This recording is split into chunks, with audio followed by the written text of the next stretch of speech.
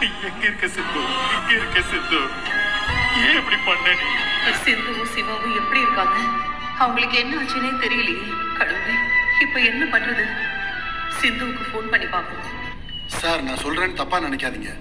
உங்க ஒய்ஃபோட உடம்பு எங்க தேடியும் கிடைக்கும். நாம மேல இருந்து தூக்கி போட்ட டம்மி பொம்மை இங்கதான் விழுந்திருக்கு. உங்க மனைவியும் இந்த சரௌண்டிங்ல தான் விழுந்திருப்பாங்க. ஆனா அவங்க உடம்பு கிடைக்கல. அதுக்கு காரணம் அனிமல்ஸ் ஏதாவது அவங்கள எழுதிட்டு போயிருக்க வாய்ப்பு இருக்கு. முழுசா கிடைக்க வாய்ப்பு இல்லை சார். நாம தேடி எந்த பிரயோஜனமும் இல்லை. சூரியன் மறைஞ்சு இருட்டாக ஆரம்பிச்சிருச்சு. இதுக்கு மேல நம்ம இருந்தோம்னா அது நமக்கும் பாதுகாப்பு கிடையாது. நாம இங்க இருந்தோம்னா அனிமல்ஸ் நம்மள அட்டாக் பண்ண வாய்ப்பு இருக்கு. அதனால இப்பவே நம்ம இங்க இருந்து போயாகும்.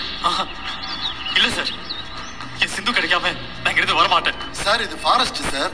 நீங்க நினைக்கிற மாதிரி அவ்வளவு சாதாரணமா உங்க மனைவியோட உடம்ப கண்டுபிடிக்க முடியும். நாங்க இவ்வளவு பேர் போய் சேர்ந்து தேடியும் உங்க மனைவியோட உடம்பு கிடைக்கலையே சார்.